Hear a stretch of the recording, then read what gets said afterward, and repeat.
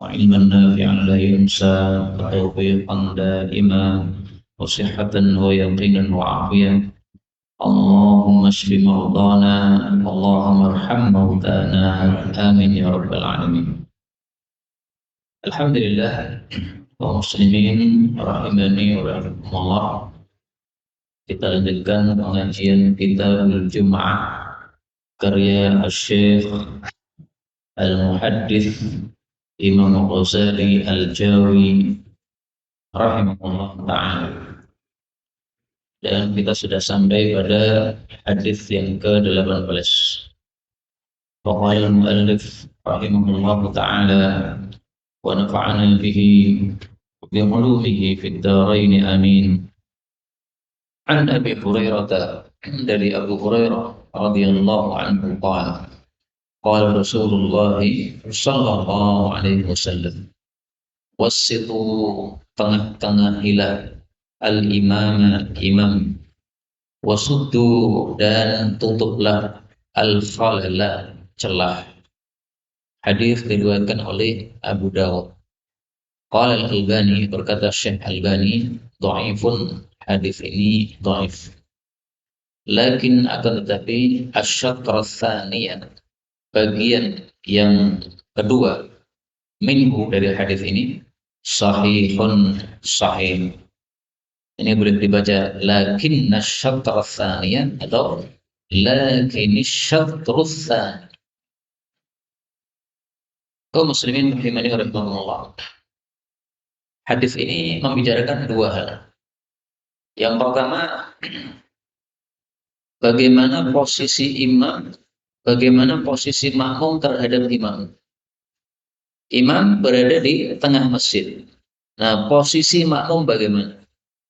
Posisi makmum menurut hadis ini adalah wasitul imam, menengah-nengahi imam. Jadi kalau safnya misalnya 5 orang, maka satu orang tengah ini berada di belakangnya imam pas. Sehingga di samping kanan dia ada 2 orang, di samping kiri dia juga ada 2 orang. Kalau seandainya jumlahnya misalnya 11 orang makmumnya, nah, berarti yang di tengah, di belakang imam itu adalah yang paling tengah. Kemudian samping kanannya ada 5 orang, samping kirinya ada 5 orang. Itu makna dari wasitul imam. Tapi hadis ini sayangnya derajatnya apa? Dhaif.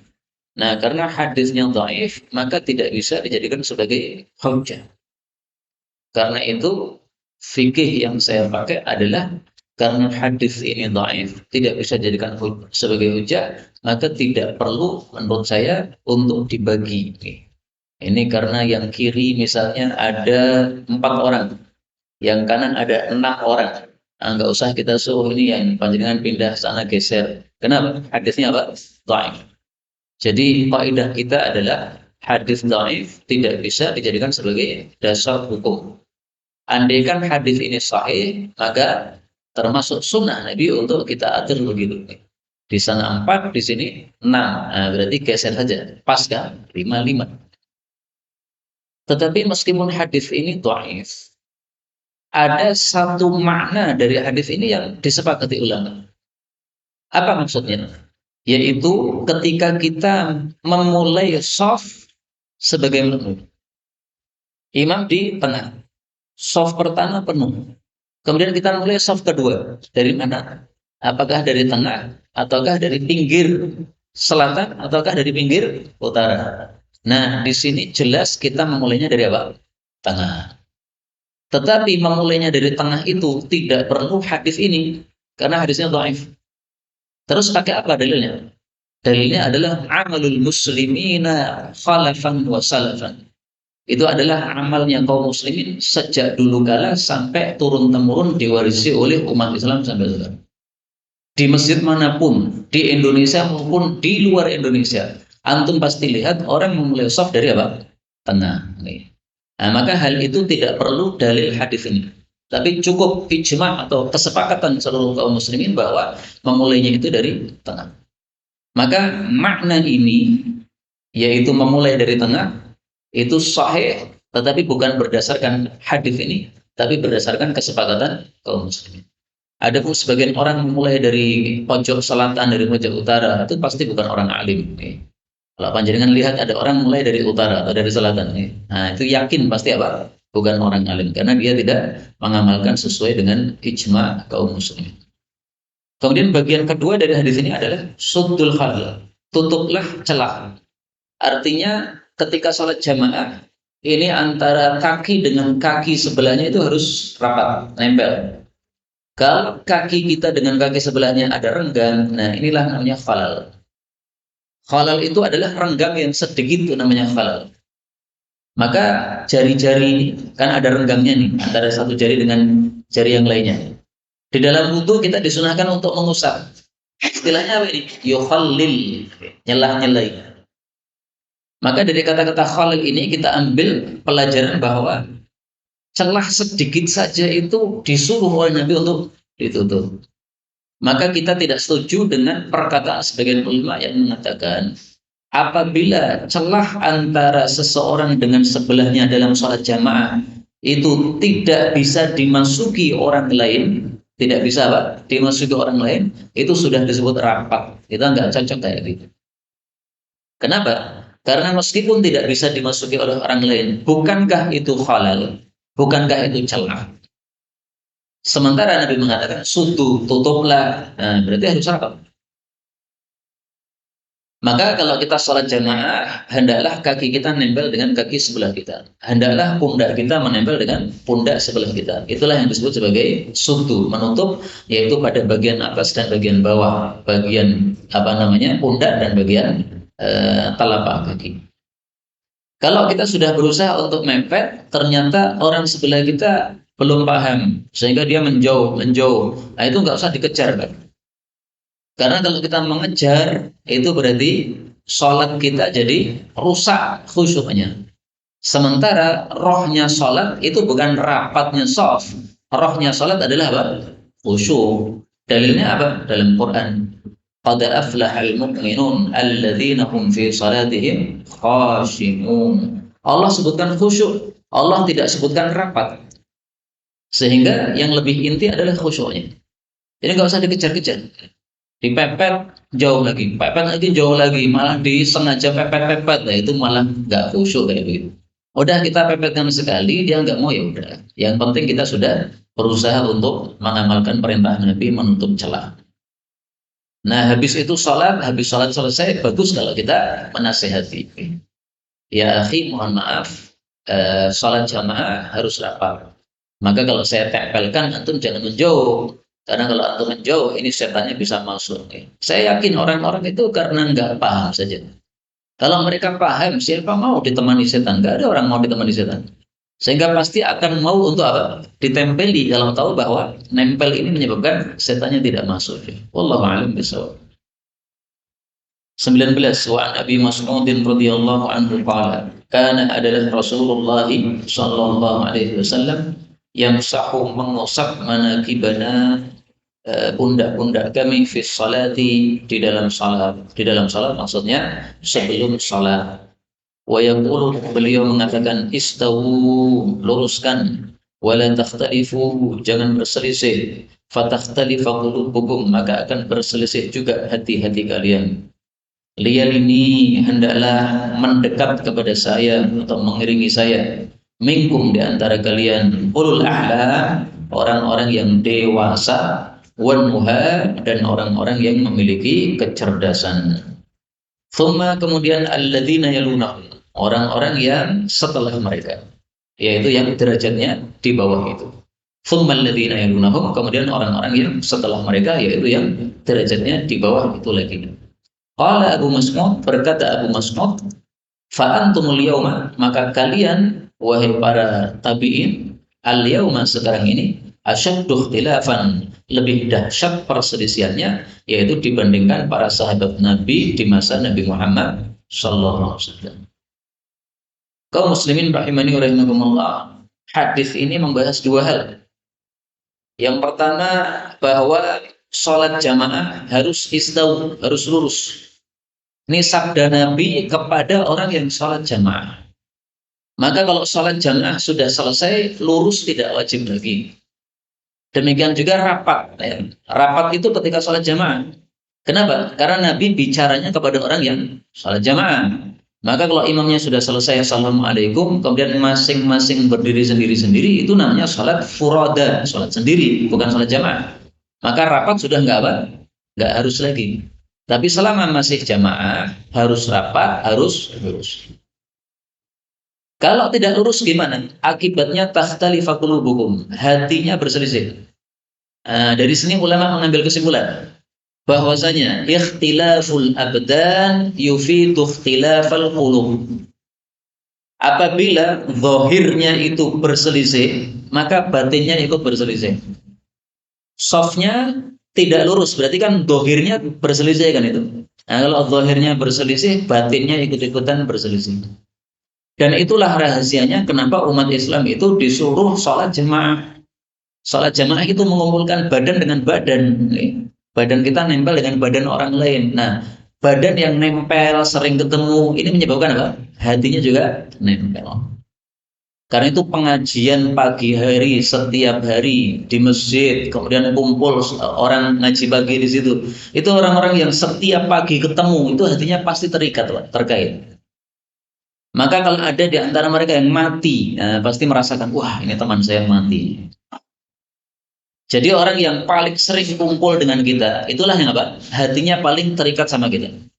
Sehingga kalau dia mati atau dia pergi itu kita merasa kehilangan. Tapi kalau jarang berkumpul, maka keterikatan juga sedikit. Sehingga dia mati ya paling antum mendoakan saja, tapi tidak mengejar jenazahnya, tidak ikut mensolatkan jenazahnya. Tapi kalau dia sering ketemu sama kita, maka seolah-olah dia meninggalkan kita, hati kita jadi ikut pergi meninggal apa? Menyertai kepergian. Maka dari sini diambil kaidah apa? Halut zahir yu'athir halal batin. Kondisi zahir itu akan mempengaruhi terhadap kondisi batin. Kondisi zahirnya bersatu, maka batinnya akan bersatu. Kondisi zahirnya bercerai, maka batinnya juga akan bercerai. Nah, maka di sini perawi hadis itu Abu Mas'ud menegur, sekarang kalian itu lebih dahsyat perselisihan hatinya. Kenapa? Karena kalian sholatnya nggak lurus. Ini yang mengatakan Abu Mas'ud sahabat Nabi kepada generasi tabi'in. Lah kalau generasi tabi'in saja sudah tidak lurus, bagaimana kondisi kita sekarang? Maka adanya soft dibuat garis ini. Ini supaya soft kita lurus, Pak. Maka tolong perhatikan betul-betul, tolong. Kalau panjenengan salat jamaah, tolong betul-betul satu, tumit jangan keluar dari garis. Karena kalau tumitnya keluar dari garis, mundur ke belakang, itu menyebabkan nggak lurus. Kalau nggak lurus, artinya ikut nggak lurus. Ini yang pertama. Yang kedua, tolong, karena kaki kita dua, maka tolong betul-betul diperhatikan kalau berdiri, kanan sama kiri itu lurus. Karena sebagian orang itu softnya miring gitu, Pak. Yang kanan lebih maju ke barat, yang kirinya sudah pas garis, tapi yang kanannya maju. Atau sebaliknya, yang kanannya pas garis, tapi yang kirinya maju. Saya yakin itu nggak sengaja, tetapi kurang perhatian saja. Nah, maka tolong pas salat itu diperhatikan kakinya masing-masing. Kanan kiriku sudah lurus tidak? Ini saya sengaja sampaikan kenapa? Karena saya lihat di masjid Mujahidin ini, ya kadang-kadang begitu. Ini kaki kanannya pas, kaki kirinya nggak pas. Atau sebaliknya, kaki kirinya pas, kaki kanannya apa? Nggak pas. Yakin situ nggak sengaja, tapi hanya apa? Kurang perhatian saja. Maka perlu diperhatikan. Kemudian yang kedua, hadis ini menunjukkan bahwa yang berhak untuk mendekat imam, berarti di shaf pertama yang dekat-dekat dengan imam, itu adalah yang memenuhi dua syarat. Satu sudah ahlan, sudah dewasa. Yang kedua, nuha, cerdas. Cerdas ini maksudnya apa nih? Apakah nilai kimianya bagus? Nilai matematikanya bagus? Yang saya paham, wallahu a'lam bishawab, ini maksudnya adalah dalam masalah agama. Jadi bukan cerdas-cerdas ilmu umum, bukan, tapi ilmu agamanya. Maka kalau mau diringkas adalah yang berhak berada di dekat imam adalah orang-orang yang sudah dewasa, maka anak-anak jangan di dekat imam. Kalau anak-anak mau soft pertama ya pojok sana lah. Jangan di dekat imam. Kemudian orang-orang yang sudah lama ngaji. Wah, tapi saya lama ngaji tapi saya nggak cerdas. Ya itu berarti panjenengan ngaji tapi turu berarti nih. Orang mudeng-mudeng nih. Nah, mestinya kalau lama ngaji kan mudeng loh ya. Mestinya loh ya. Nah, makanya kalau kita sudah lama ngaji itu mestinya berhak kita di belakang imam. Tapi mari kita perhatikan, kenapa sih Nabi mengatakan yang di belakang imam, yang dekat imam adalah yang sudah dewasa dan yang cerdas. Kenapa Nabi mengatakan itu? Tujuannya apa? Sebagian guru kami menjelaskan, salah satu tujuannya, kalau imamnya bacaannya salah, maka yang belakang-belakang imam itu yang mengingatkan, yang membenarkan. Maka kalau antum sudah ngaji lama, mestinya hafalannya juga banyak loh Pak. Hafalan Qur'annya juga banyak. Udah ngaji lama tapi hafalannya cuma surat Ad-Duha sampai An-Nas. Ya jangan di belakang imam. Nanti imamnya salah, antum nggak bisa benerin. Jadi meskipun Nabi hanya mengatakan ya orang yang yang dewasa dan cerdas, tapi perlu kita gali apa sih maksudnya apa. Nah, salah satu maksudnya itu tadi, menurut sebagian guru kami yaitu kalau imamnya salah bisa membenarkan. Kalau panjenengan merasa aku nggak bisa membenarkan karena bacaan saya cuma duha sama An-Nas. Sementara imamnya bacaannya juz 29, 28, 27. Pun panjenengan ngatur mau. Panjenengan apa? Jauh saja. Kenapa? Nanti imamnya salah, panjenengan nggak bisa benerin. Saya terus terang ya Pak. Salat subuh kan saya sering kali telat tuh di belakang. Karena mazhab saya memilih yang kehati-hatian. Okay? Ada dua teori, salat subuh jadwalnya sudah tepat, ada yang mengatakan lebih cepat 20 menit. Nah, saya nggak paham mana yang benar, maka saya pilih hati-hati. Sehingga seringkali salat subuhnya terlambat belakang. Nah, saya sering dengar imamnya salah, tapi karena saya di belakang, ya saya nggak mau teriak-teriak. Menurut saya itu tugasnya orang yang di belakang imam. Kalau yang di belakang imam diam saja, ya bukan tanggung jawab saya dong, tanggung jawab mereka yang dekat-dekat imam. Nah, maka tolong yang dekat-dekat dengan imam itu disiapkan hafalannya imam apa sih?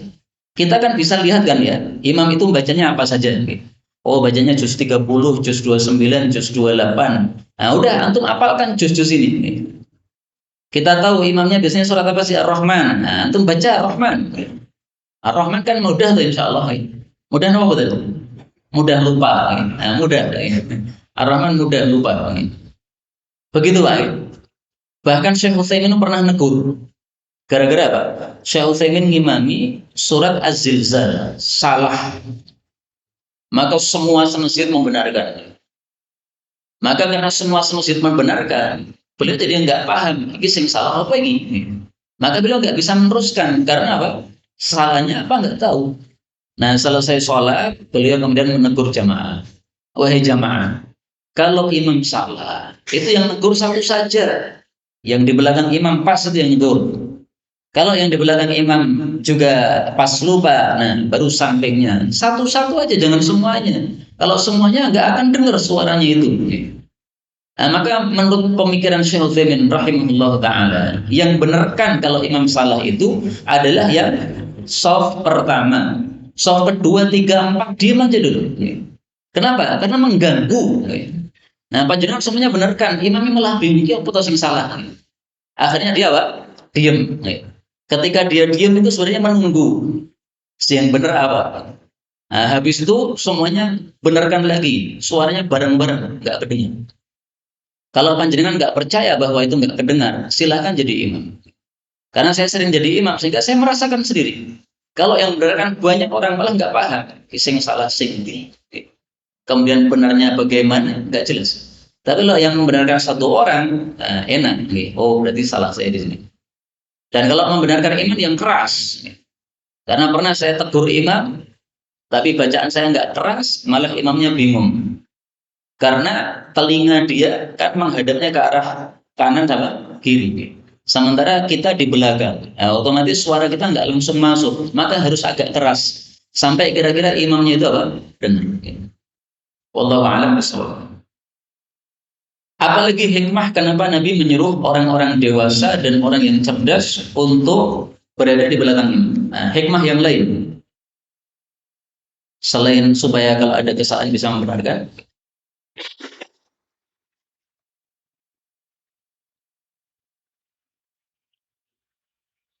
hikmah yang lain disebutkan dalam hadis yang lain.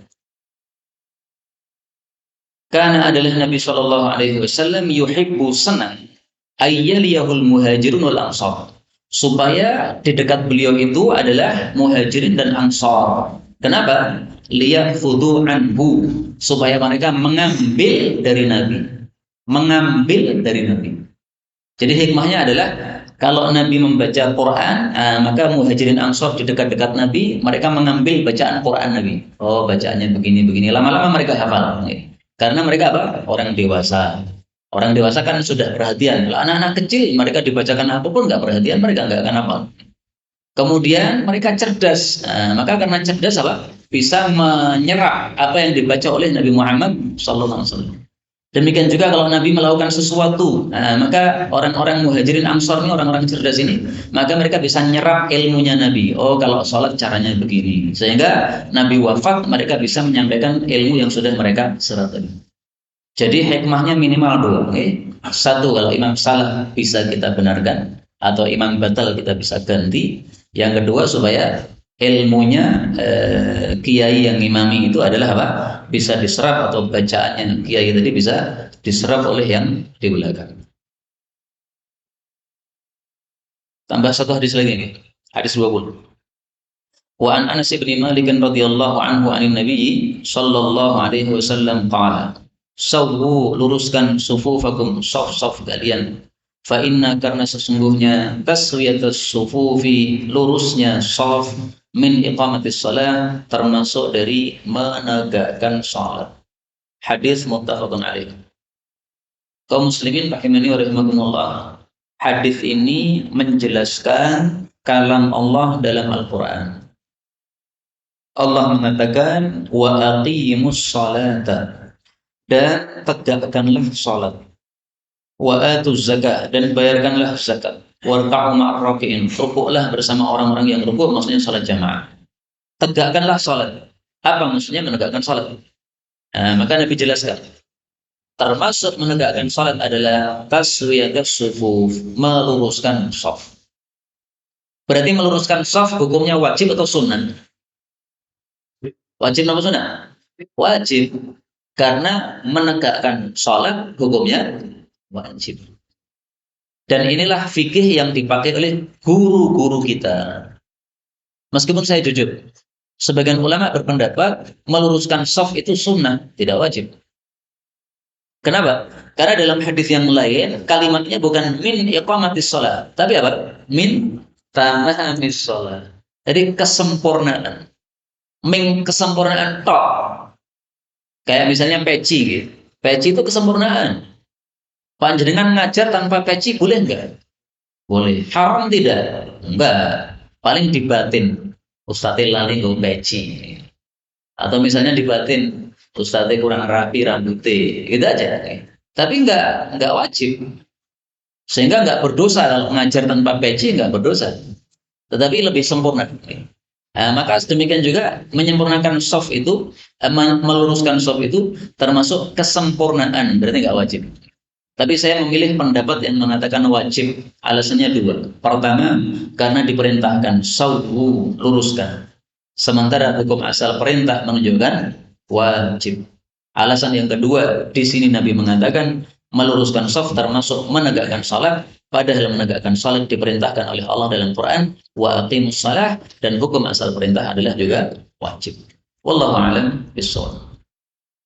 Karena itu marilah kita perbaiki salat jamaah kita betul-betul lurus, sehingga masing-masing kita lihat kakinya masing-masing, jangan keluar dari garis. Insya Allah semuanya tidak keluar dari garis, maka akan lurus semua shafnya. Inilah yang dapat disampaikan, benarnya dari Allah. Kalau ada salahnya, fa astaghfirullahaladzim li wa lakum, walhamdulillahi rabbil alamin. Ada pembahasan? Monggo.